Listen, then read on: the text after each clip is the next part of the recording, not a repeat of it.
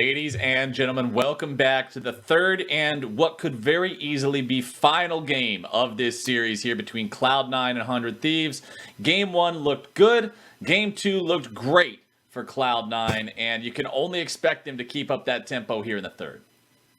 Record-breakingly great for Cloud9, in fact. And Captain Flowers, every game of League of Legends starts in Champ Select. Yes, so sir. There are some adjustments that we want 100 Thieves to make in Champ Select. Start off by not giving over Ornn, Aphelios, and Zoe in the first 3 picks to Cloud9.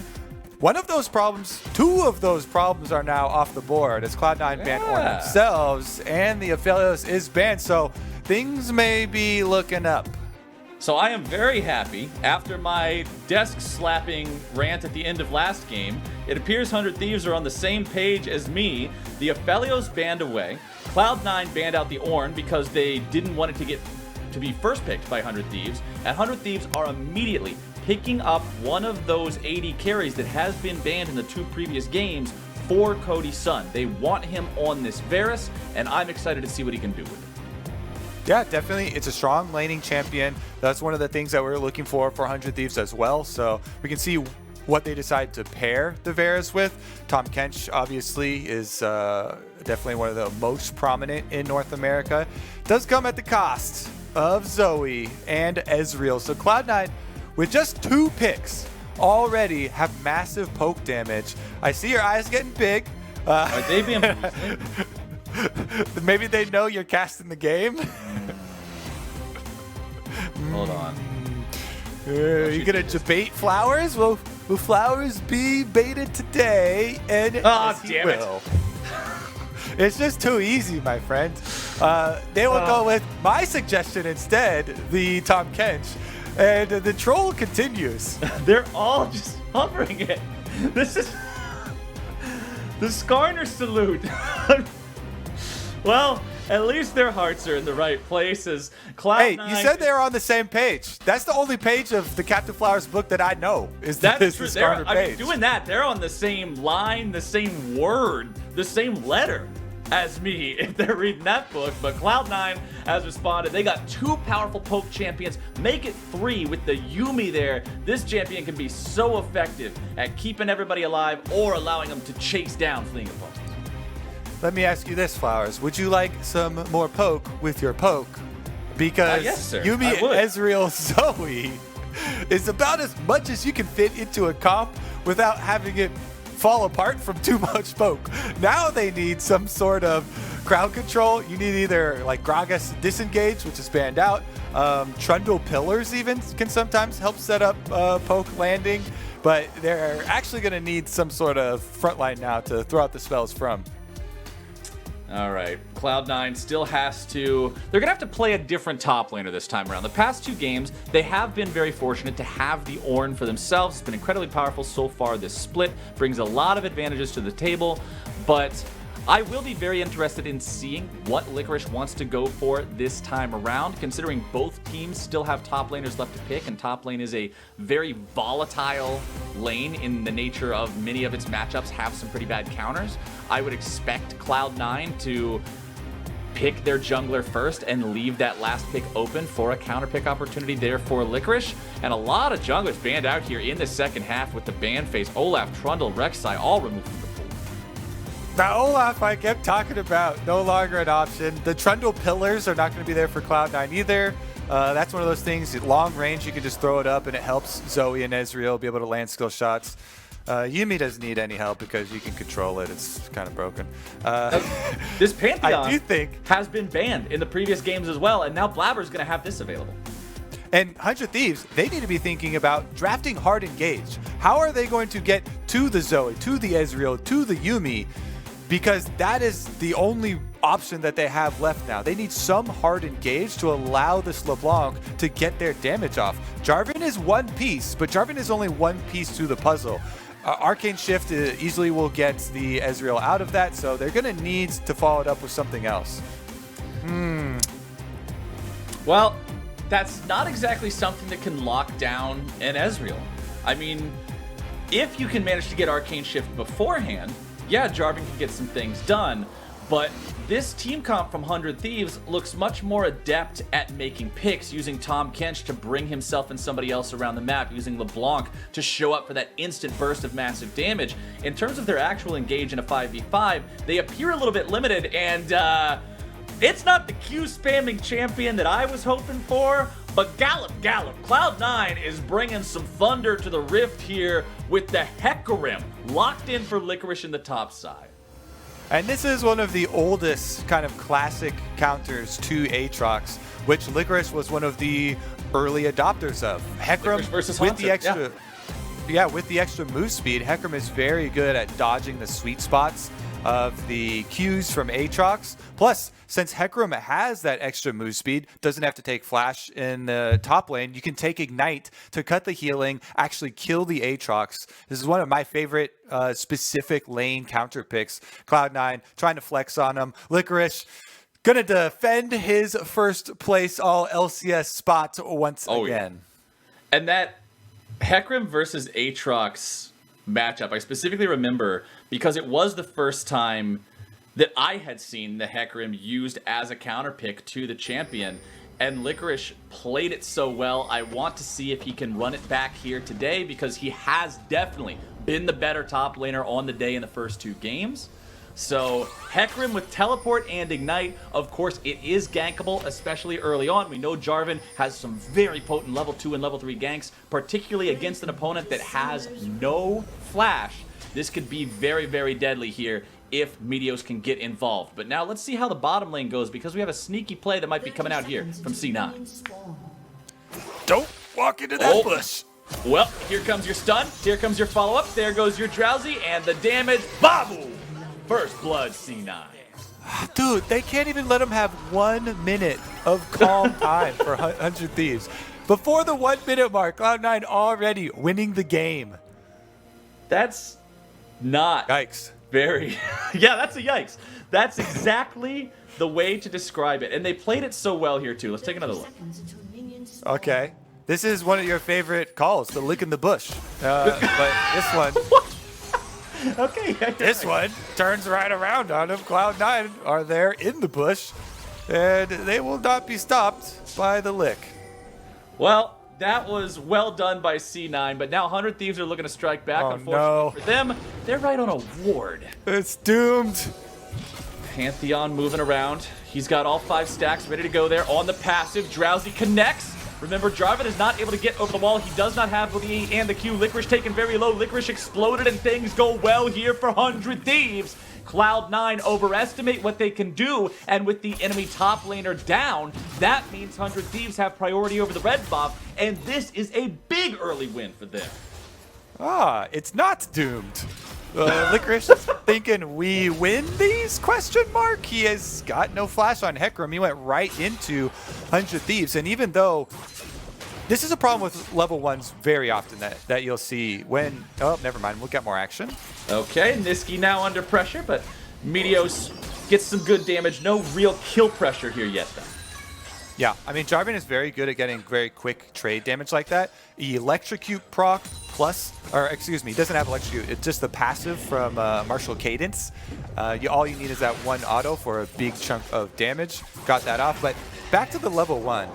Even if you have the enemy team surrounded, it's sometimes more difficult. It's like when you corner a wild animal, it can be more ferocious, because if 100 Thieves are grouped up like that, they get to focus fire Licorice, and because the rest of Cloud9 with Blaber and Nisqy were spread out on the other side, they did not have the same focus fire in their damage for level 1s, and 100 Thieves actually are able to have a good jungle start for once in the series, with Meteos taking that red buff, going red to red on Jarvan, getting some damage down on Nisqy as well. Maybe this one will have a different story for the early game. It's also nice for Ssumday, right? Because now Licorice doesn't have the chance to use that TP to trade aggressively early, TP back into lane and be ready to go. Blaber forced to flash over the wall now as Ryoma attaches the chain. Very, very nice moves here early on from 100 Thieves. This is looking like a different team. Much more focused here. Meteos going to be able to take up the crab as well. He can try and go for the double scuttle just head back up to the top part of the map and the strong lane that you're referencing. Cody Sun and Stunt playing very aggressively down here on Zven and Vulcan.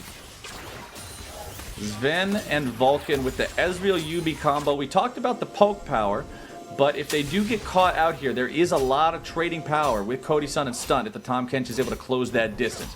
Meteos is farming up the top side, Scuttle Crab, so he's got priority over this area. You can see Blaber's hanging around, but he has fallen behind here on this Pantheon. Once level 6 comes around, I'm going to be keeping a close eye on him, similar to what we did with the Nocturne, because I think Pantheon falls into a pretty similar category where, since he's a champion who likes to build damage, you can't really afford to fall too far behind in the game, and your ultimate's a big part of what you can do. So I'm definitely going to be on ult watch for him this game. Yeah, thankfully for Pantheon, with the changes where you get your directional immunity, even later into the game, he doesn't fall off as hard because you get to buy that time of stolen tankiness, basically, where you are immune to damage. So you have a little bit more options, but I definitely agree. The early game is where you want to shine on a champion like Pantheon, and Blaber has dominated the early games of this series thus far versus 100 Thieves, versus Meteos. To be honest, Blaber, with the most outstanding stats of any LCS jungler ever, he has the most kills per game of any jungler to ever play in the LCS, on top of having the highest win rate. Right now, though, he's headed into 2 players. And he is jumped on as Stunt and Meteos find the initial damage, and Cody Sun shows up just in time to have the money put right where 100 Thieves want it, in his pocket. With that pickup of the enemy jungler, 100 Thieves are on the drink. Is this it? Captain Flowers, 100 Thieves digging deep. They've taken the early game here by force off of the red buff invade into bottom side transition for Meteos, resulting in a dragon on top of the gold lead and some lanes that they can actually play aggressively off in the mid game too. LeBlanc is very good at setting up ganks onto Zoe. Jarvan with the ultimate is very good at setting up ganks onto Hecarim. At best for the Hecarim, it would have to be an ult for ult trade if Licorice has his available to get out. Ryoma loses half HP there from a trade from Nisqy. Looks to strike back here while some of the cooldowns aren't available for Zoe, but doesn't get nearly as much damage in retaliation. Blaber still only level 4 here on this Pantheon. With Stunt and Meteos moving up yet again, he has to fall back and yield control over this zone. Meteos stepping forward, looking to make the play on the Nisqy. Flash away from the Cloud9 mid laner, who's going to try to be kiting this one out. TP coming in now to force C9 to back away, and once again, it's Blaber who's in a tough spot. It's Ssumday coming to collect, and it's Meteos who grabs the kill. Meteos trying to attack Blaber and his stats. Very well done here, 400 Thieves. Ssumday uses the teleport to come down as well and should be able to get back for the majority of those minions. Cody Sun backing in the bottom lane. Stunt will do what he can to try to buy some extra time here and prevent that wave from colliding. Ryoma still didn't get a chance to back even after they made the play in the mid lane, so he's low on health, low on mana, doesn't have a lot that he can do with that right now. Has to go back to base, no TP to return, so it will be a little bit of lost farm there for him in the mid lane. Nisqy trying to fight for these chickens here, just be as obnoxious as he can on the Zoe pick. Yeah, it's very annoying when the enemy mid laner picks up a smite, comes into your jungle, and can just do that in front of your face. Definitely commiserate with Meteos there, but he's so much happier, Meteos that is, at how the way this game is going compared to the rest of the series. So keep an eye at if he can continue that process. Ssumday, of course, is the obvious area that you would want to try and work off of, and we'll see if him and Ryoma can invade, get maybe some deeper vision on the red quadrant. Meteos heading towards the top side on the Jarvan. Has level 6, no level 6 for Blaber, and remember that even if these two get into a skirmish with one another, it is an immediate advantage for Meteos because of the fact that his ultimate is combat ready at a moment's notice. Blaber will have to initiate things in his own terms if he wants to get value out of his. And with Ssumday's lane control over the top side, Meteos and Ssumday can easily take this Rift Herald. They'll grab that one 8.5 minutes into the game. Plenty of time to use it for all sorts of plays. And Nisqy will once again be pressured by extra people in his lane. Stunt and Meteos moving around a lot to shadow Ryoma and help him have a better time. The past 2 games have been pretty rough, and they want to stop that here in game 3. And it's purely because of 100 Thieves keeping Blaber down. They're able to get this Rift Herald because once you're this far behind on the Pantheon, you're forced to farm your jungle. Pantheon is a champion that greatly excels at winning these early skirmishes, trying to go for these guaranteed stun plays with your laners. But because Meteos and 100 Thieves deliver the 2 deaths and get him behind, he has to farm the jungle. So Meteos gets the Rift Herald, and now he's got options. Meteos was thinking about the bottom lane there, but again, unless Ezreal blows Arcane Shift, there's not a lot he can do. So Blaber will once again be returning to the bottom side. Cloud9 was aware that Ryoma and Meteos were both looking to make some sort of a move down there, so they want to be ready for the counter dive should it come out. Licorice controlling the top side river, clears out a control ward. Nisqy once again able to find a trouble bubble onto his mid lane opponent, finds most of his health bar, and as Meteos moves in to try to stop Nisqy's aggression, Blaber's immediately there to counter.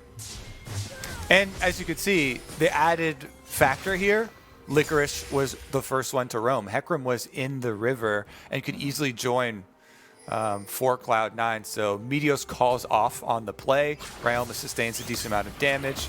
And he's still looking. Meteos just roaming from the middle of the river down to bottom river. He really wants to force something. Zven and Vulcan will stay very safe here as Meteos walks forward. I would expect this to be a Rift Herald play. There we go. Eyes summoned up. They'll try to take down these first 2 plates before Shelly gets her charge off for maximum value. They won't have enough time to get the second one entirely gone. Shelly's charge connects. Then we'll need 1 additional auto attack to pop that eyeball. And the Cloud9 bottom lane turret is still standing, but just barely. Blaber looking to get himself out now as the Tahm Kench brings in the cavalry, and 100 Thieves will once again try to make a move. Flash out from Blaber there to resist the dive coming through from Meteos and the Cataclysm. 100 Thieves will take that summoner spell as the true shot barrage strikes Vulcan at the very back end of the fight and picks up the 2nd kill of the game here for Cloud9. Cody Sun finding a nice chains of corruption down onto Nisqy, but the stopwatch is there, and Meteos will not find the counterattack he is looking for. C9, they find the pick onto the enemy support, they will force the jungle and mid lane combo away, and they will find the rights to the Drake here as the second one spawns.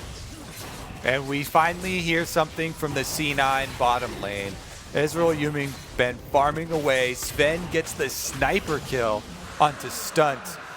And some extra gold. That's 2 kills now for this Ezreal. Plus the Cole is going to cash in and 38 more minion kills. They are going to become an operational poke composition fairly shortly here. So while the early game has been a breath of fresh air, 400 Thieves, and a welcome change to the way that the series has gone, we have yet to see the power of this C9 composition really unleashed when the Ezreal, Yuumi, Zoe trifecta of skill shot poke starts to come out. And checking back in on the top lane here, Ssumday at an immediate advantage. You can see the Black Cleaver's already completed up against Licorice, who has the Ninja Tabby to resist some of the damage, but other than that, only a Sheen in inventory against that completed item on Ssumday. It's not really a comparison you would want to make here in a 1v1, but Licorice is already actually winning it. The Ignite does so much to help him out there, and Blaber shows up to lend a helping spear, or a KS, whatever you want to call it, as C9 finds their 3rd kill of the game. Yeah, that's going to be some tower plates on it afterwards. It does open up bottom side as a possible point of attack for 100 Thieves though, because that's 2 members for C9 on top side.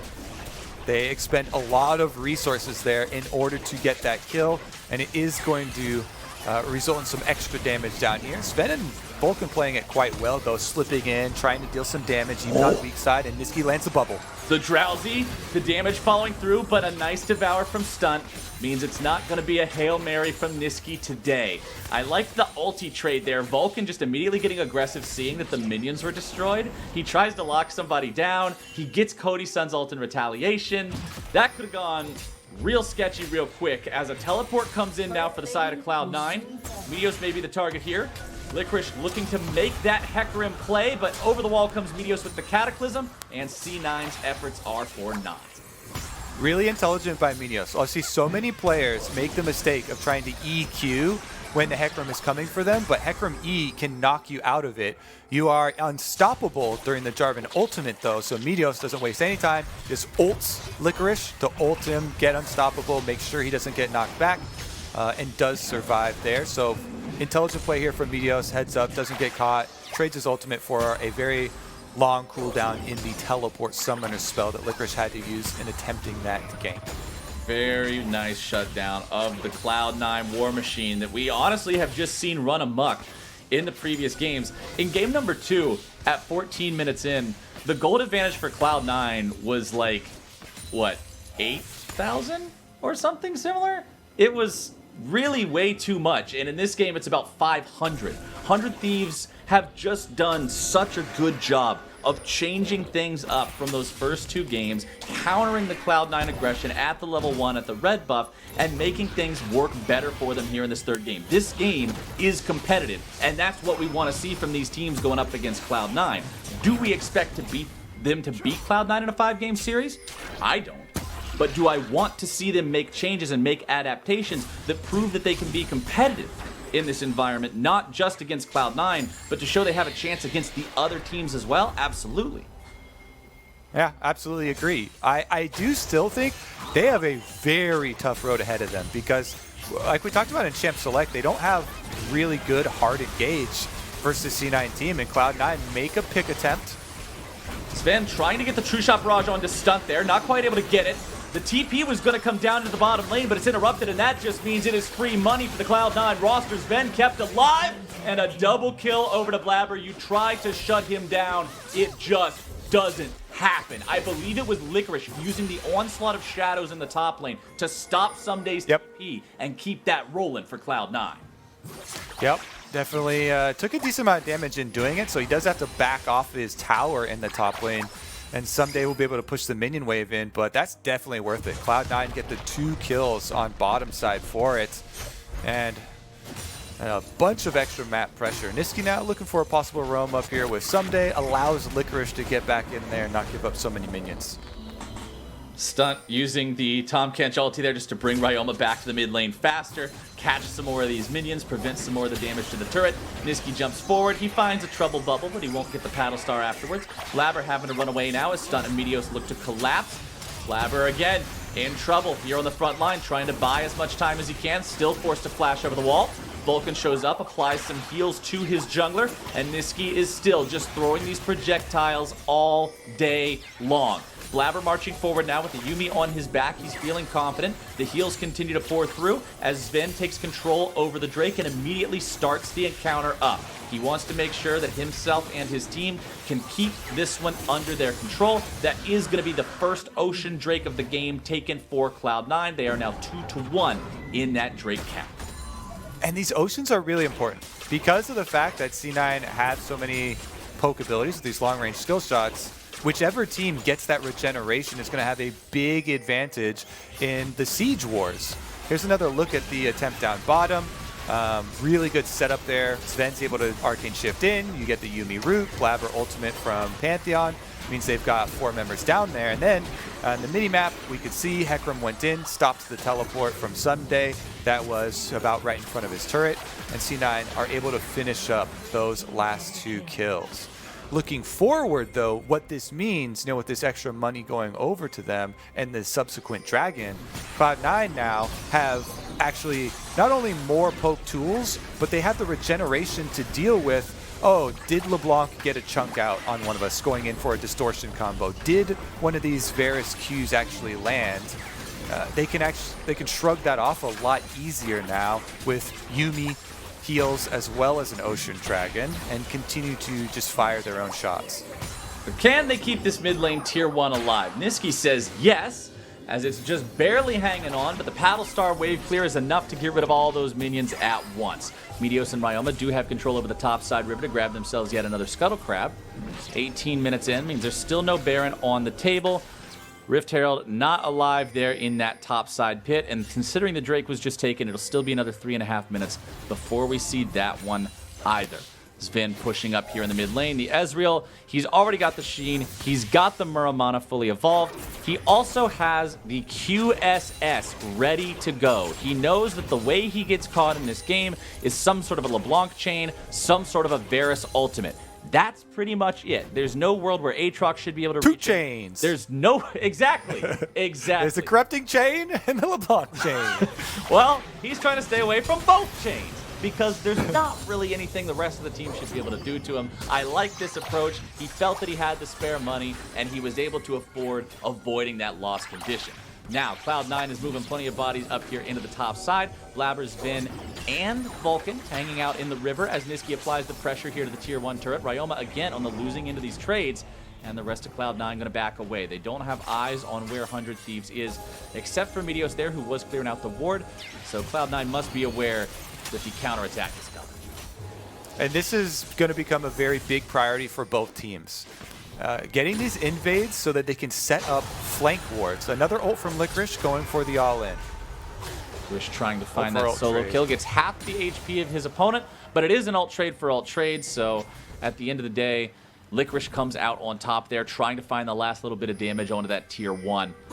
Cloud9 seem to once again just be in control of the game, and that's the thing about this team. It's a question that we weren't able to answer much throughout the course of the regular split, but it was a question that we got to see some faint looks into. Specifically, the first game against TSM was the first one that I recall them playing from behind. It was the one where Blaber got them into a rough fight in the top half of the river. A few minutes into the game, they end up falling behind. TSM has an advantage, but Cloud9's able to claw their way back. This isn't just a team that can only play from ahead.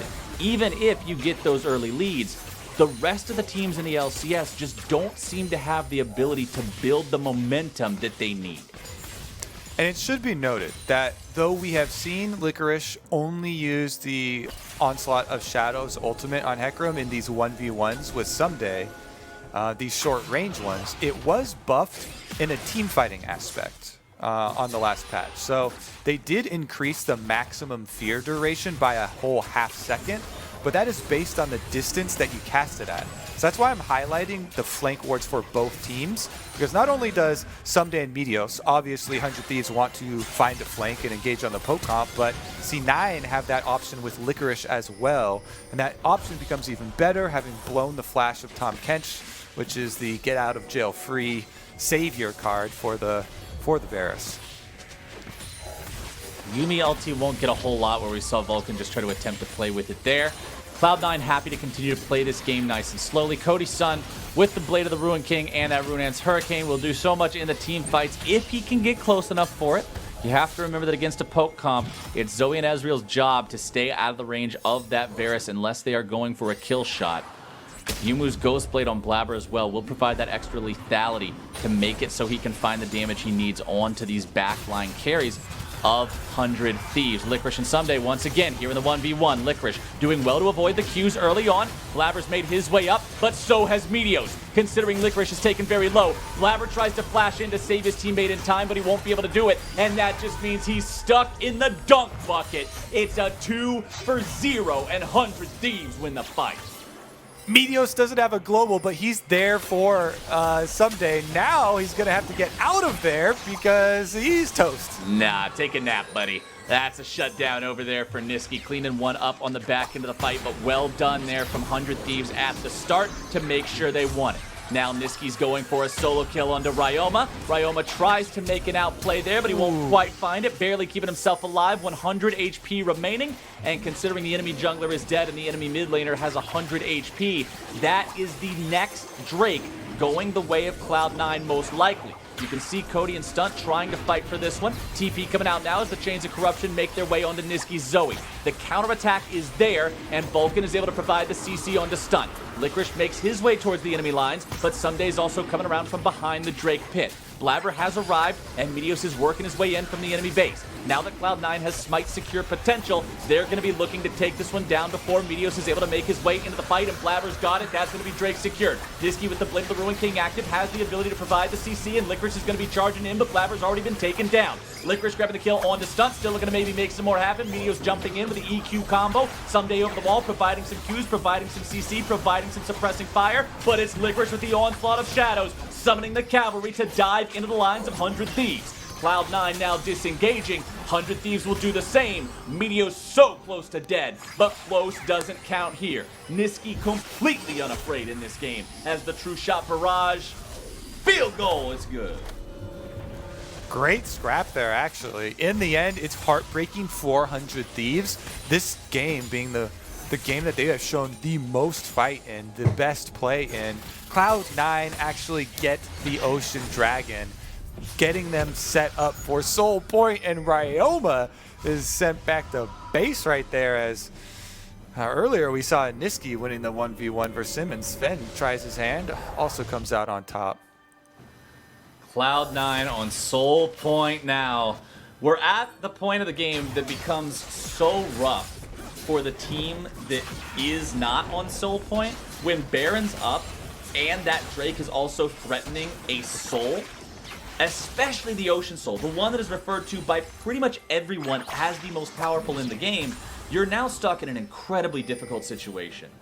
Do you try to just trade it off and go for Baron, which will take you much longer than a single simple Ocean Drake?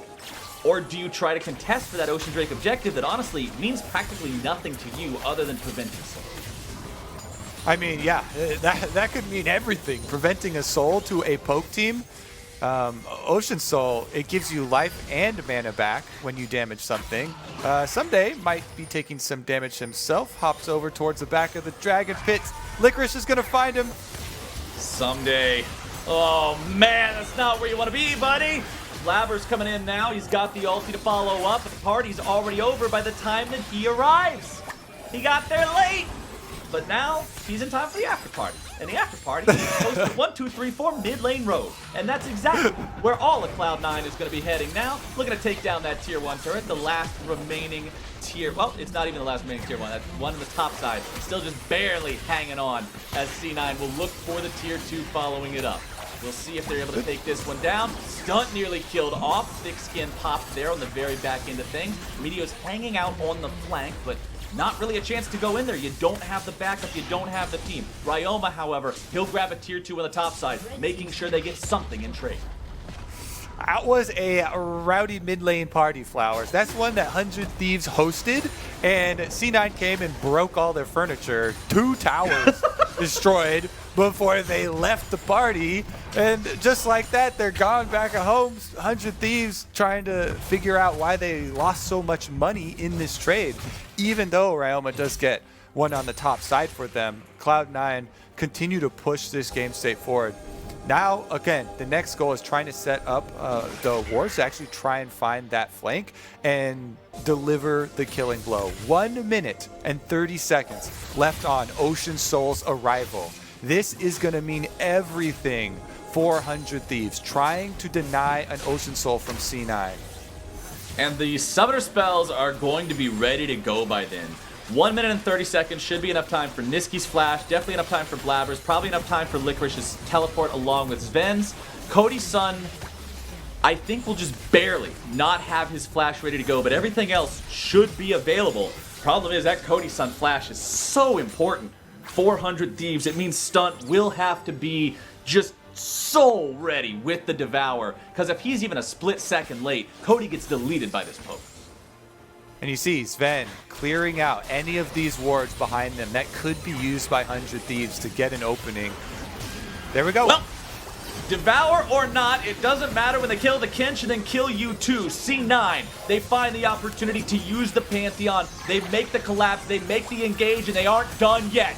Meteos is the double kill for Zven. He's got the Yuumi attached, and with the cat in his backpack, he has all the confidence in the world to chase Ryoma and Ssumday away. Cloud9 have control over the game. They have control over the soul. It is 20 seconds until these members of 100 Thieves respawn, and that means Cloud9, they're not even worried about going for the Ocean Soul. They know they can take the Baron. All you do is have Nisqy hang around the Drake in case 100 Thieves tries to take it, throw some trouble bubbles out there, send them on a nice nap, and buy time as the rest of the team secures the big purple worm. Yeah, only hope here for 100 Thieves. You see them scrambling towards the Ocean Drake. They're going to try and rush it down. Teleport used as well. Cloud9 will finish the Baron, but can 100 Thieves burn that dragon down before they get there? Ryoma onto Nisqy. When the LeBlanc jumps you, it only does 20% of your HP. You're feeling pretty all right about it. Drake slain by 100 Thieves. Ocean Soul prevented. TP's coming in. Licorice into the middle of 4, and that is a disastrous encounter for 100 Thieves. Stunt will be the second to fall. Ryoma's clone will join him. It's a 2 for 0. Cloud9 have lost the soul, but remember, they are a 5-man squad with a Baron buff and a 5v3 here for the next 30 seconds. Yeah, soul successfully denied, but it's going to cost them their base. Cloud9. Let's see how they push in here. Yuumi onto the Zoe to heal him back up. I honestly think they can push for Nexus here if they go quick enough. 15 seconds left on Cody Sun. Inhibitor number 1 down. Cody and Blaber up in sub 10 seconds now. Cloud9 don't want to risk anything. They'll decide to head on back.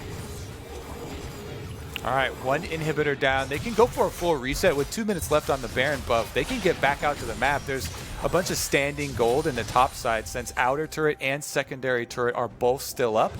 So if you just go collect those 2 turrets with the remaining minute and a half of your Baron buff, then Cloud9 will be very happy with all of their riches. The Zoe now, got the death cap, big burst here, gonna come out. Maybe we'll see Nisqy upgrade that ring once again into a Medjai's. That's highly think it possible. would actually be worth it. It's already got 10 stacks, and I don't see them losing out on any kills. Nisqy has just had, honestly, an incredible series on this Zoe. Zven looking for the final Mystic shot to take down the enemy jungler. Blaber's coming in. He's got the Yuumi right on top of him. There's the roots. There's the engage. There's the team fight. There's the potential counterattack, but not so fast. Here come the thundering hooves from behind, and the Hecarim arrive. It's Cody Sun and Ssumday heading for the hills as Nisqy jumps over the wall, and Zven is there to go unstoppable and bring down Ssumday. Paddlestar won't find the mark, but Cody is forced to hobble back to the Nexus alone as everyone from Cloud9 barrels towards those turrets. Well, question answered. That is why Cloud9 chose 100 Thieves in the first round of the playoffs. They will be victorious. Congratulations. A swift 3-0 for the #1 seed coming into the playoffs. The longest game took 31 minutes. Nisqy 4-0-12 on the Zoe. Zven 5-0-10 on this Ezreal. It was the best performance of the day by 100 Thieves by a mile, and it still wasn't enough to deal with Cloud9. Absolute clap heard around the world here as Cloud9 demolish 100 Thieves, looking just as strong as they did during the regular split. Cloud9 are still on fire, my friend. I'm excited as we progress to see if they can make the run. It has been so long since this Cloud9 organization has actually won an LCS title, even though they've been one of the most popular teams, one of the top teams of the region. They haven't actually got the trophy in years. Well, if they keep playing like this, it'll be a hard task for anyone to take them down. But for now, that's it here for the two of us. We'll catch y'all at another time, but right now we're going to throw things back to our friends at the State Farm Analyst Desk to break down that Cloud9 win. Gentlemen, take it away.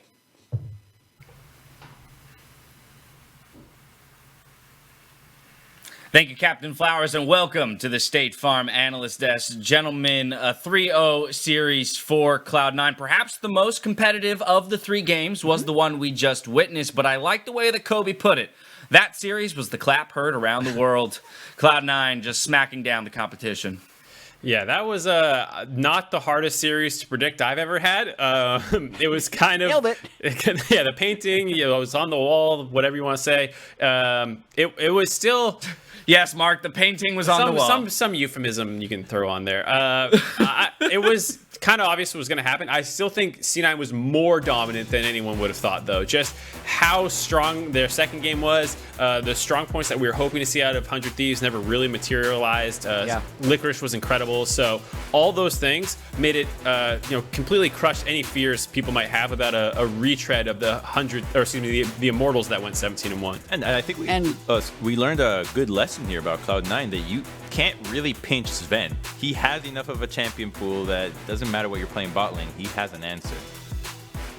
I completely agree. And they also, like, it's like 3:30 and the series started at 1, so it was very, very fast. Yep.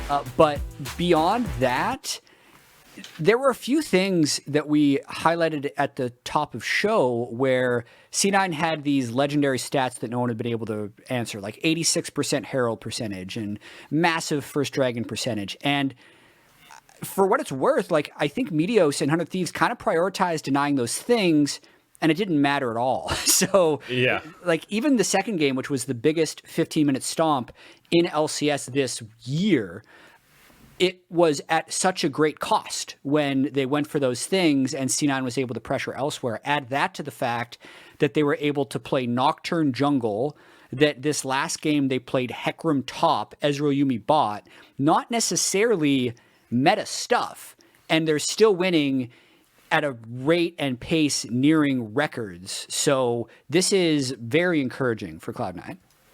Without a doubt, and just kind of continuing to look at some of the team statistics across the games, they had a total of 12 deaths across 3 games in a postseason best of 5 for Cloud9, which is very, very few. That's 4 deaths. That's an average of 4 deaths a game. One ranked game is 12 deaths.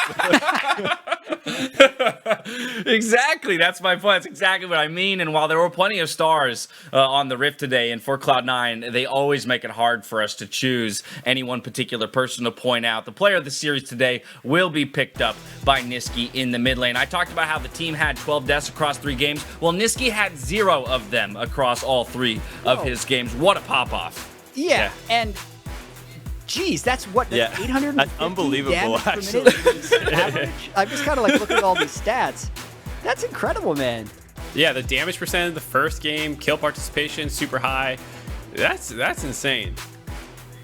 It is. I mean, you can tell by the lack of words coming out of my analyst's mouth how impressive these stats are for that mid laner. But again, it's so aligned with the expectation of this series coming in that mid lane was going to be perhaps the strongest point for Cloud9, in particular against this 100 Thieves squad. And then when you extend to the other 4 positions on the map, I think that's where Cloud9 really impressed today, because you expected 100 Thieves to challenge a little bit more in the rest of those areas. I think it fell apart when we got to see that late game of this game 3, and Tahm, Kench, and Varus are sitting in the mid lane, and against any other team, nobody would engage on them. But Cloud9, like that, has Pantheon behind them, a Hecarim as well, and the Yuumi with the Ezreal shifting on top of it. And while 100 Thieves is thinking, we need to set up an objective, Cloud9 already won the fight and has wiped the floor with 100 Thieves. And that decisiveness was not what 100 Thieves was prepared for in this game. They were thinking about denying those stats that we saw earlier, and then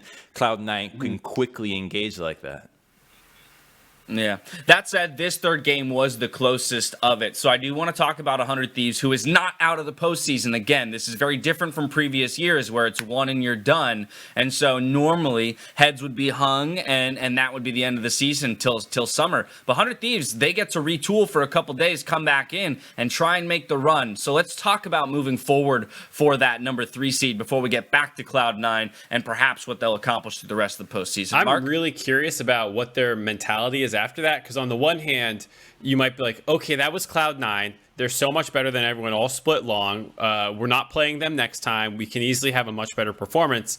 And on one hand, that should be an easy mentality to bounce back from. But on the other, you kind of got embarrassed a little bit, in that second game and stuff. And it can sometimes cause some stress and some breaking points where you're just like, we just can't do this. While you even mentally you acknowledge this is C9 we're playing, it can sometimes drag some problems to the surface. Yeah, I think the weirdest thing to me was the deprioritization of Aphelios this series. The fact that they didn't first pick it, the fact that they were blue side and bandit in game 3. It's like, what happened in the week of scrims after watching Cody smash with it in week 9 to come here and think we actually can't play this against C9 was weird. So maybe the confidence stuff was already starting to get there. But at the end of the day, Cloud9 swept 100 Thieves. They nearly swept everyone else by going 17-1. They almost swept the regular split. So it's really kind of expected. And I hope with the experience they have on that team with Meteos, Ssumday, Zix, Papa Smithy, all these people that have been around League for a long time, they can be like, okay, just like calm down. We still have a chance. Well, we are obviously wildly impressed with Cloud9's performance, and we could probably talk for hours about the different accolades they deserve and how impressive their play has been this split. But I want to hear from one of the players themselves. So to hear more about that series, we're going to hand it off to Licorice, who's standing by for an interview with the Cloud9 jungler. Hey.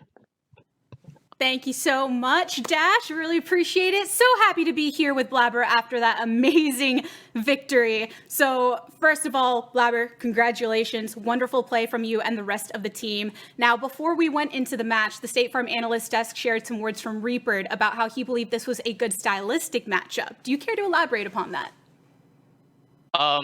Yeah, I guess we thought that, I guess the reason we chose 100 was we felt like we matched up really well against them. Their strongest player is Ssumday, and I mean, in almost every game we play versus 100, I mean, Eric pretty much just stomps him. So, like, this year, for example, he solo killed him twice, I think, as Ornn versus GP, and if we're able to shut him down continually, then I think it's really simple for us. So then you as the jungler, since with such dominating performances, it's easy to think, oh, you can focus on your own win conditions.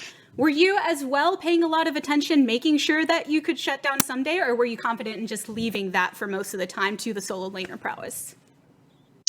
I mean, I'm pretty confident in Licorice's ability to win by himself, so I didn't feel like I needed to impact that lane too much. I mean, generally as a team, we like to focus on winning mid 2v2 and just being able to move around the map together. So that's pretty much just what I focused on this series. Well, you made an impression with your first pick as well, bringing out Nocturne. Care to walk us through that and just farming junglers in general and their viability?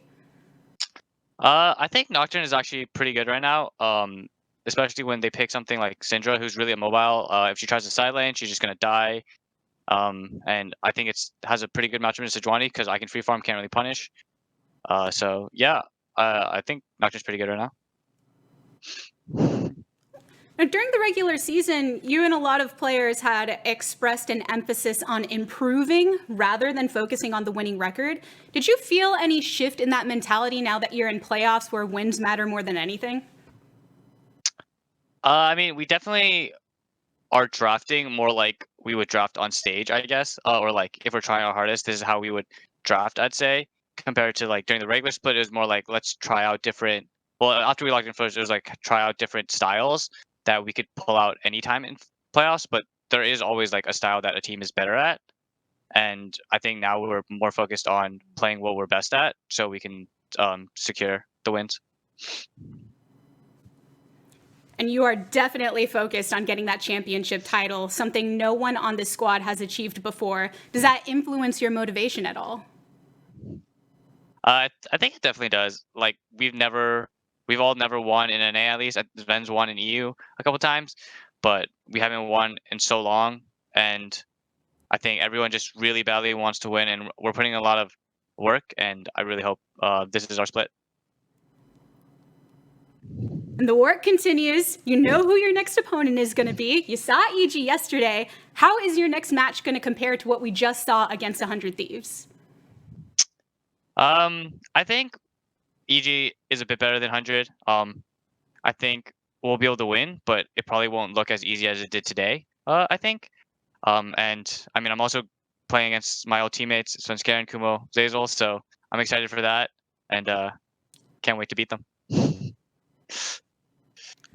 Well, everyone else is excited as well. Thank you to everyone on C9 for encouraging some spring cleaning with your clean sweep here against 100 Thieves. But for now, let's send it back to the State Farm analyst desk. Thank you very much, Licorice. Deserved confidence out of Blaber there as he recaps the dominant series here today and looks ahead towards Evil Geniuses, the next matchup, saying perhaps a tougher opponent, but still very confident moving forward with the way that C9 has played so far and these solo laners that he has around him. I love to hear Blaber giving credit where credit's due about his laners making his job easy. Yeah, I completely agree. Nothing feels better than jungling with lanes that will win without your help. It really is the best thing you could do because you're just free to do whatever you want. It's like, come do this, guys. Let's do this. And you feel like you're as strong as ever. You have so much confidence. And confidence is a big thing when it comes to jungling because if you're not feeling like you can go for a play, you probably won't. And nobody on your team will. You know, I think that's that's an aspect of League of Legends that might not get talked about too much, perhaps because it gets into the weeds and the minutia a bit, but this idea of like, as you level up incrementally every little piece of your roster and your team, right? The effect that it has across the rest of the rift, sometimes it's hard to quantify, but in this case, you look at some of that unique pathing that Blaber had that we were calling out from those initial games, and you start to realize this is only possible because of how good the whole team is, them as a unit versus just Blaber being individually good, Jack. And I think that's one of the reasons that, I mean, when I was making my MVP ballot, it was so difficult because I know that all these individuals on C9 have been performing at such an incredibly high level, but it is difficult to pinpoint it's this guy who's doing it because so much of what this team does in their historically great split so far is as a unit. And sure, you have Licorice occasionally getting the solo kills in the top lane like he did in this series, but really it's all of them working together that's creating these historic gold leads. Without a doubt, an impressive run here from Cloud9 so far. A very exciting weekend with two of our best of fives already in the books for the postseason. So I want to now turn our attention to the bracket, get a look at what's in store ahead of us, in particular on Tuesday, our next match. That's right, only one day between here and our next best of five in the postseason. Tuesday, we will return. I got to full screen this because my vision is so bad on my own computer. From 4 feet away that I need to full screen this to take a look. But as you can see there, Cloud9 Evil Geniuses, they're not going to play till next Saturday. So instead, what's next on the docket is FlyQuest, the 4 seed, against Golden Guardians, the 6 seed on Tuesday, followed by 100 Thieves, who just took the loss to Cloud9, up against the 5 seed in TSM on Wednesday, the 8th. Gentlemen, let's talk FlyQuest Golden Guardians first. On Tuesday, what are our thoughts on that matchup? Let's start with you. Probably see Solo starting for FlyQuest here. He was doing so much for the team compared to Viper, and Viper can obviously look at the tape and be like, oh, I should try to do these things as well. So he can improve in that sense, but the team, if they start with him, will have a stronger showing. However, I think Golden Guardians should come into this as favorites. They have more time to prepare. They've seen FlyQuest play already, so they should have a better idea of how to attack the draft and come out swinging.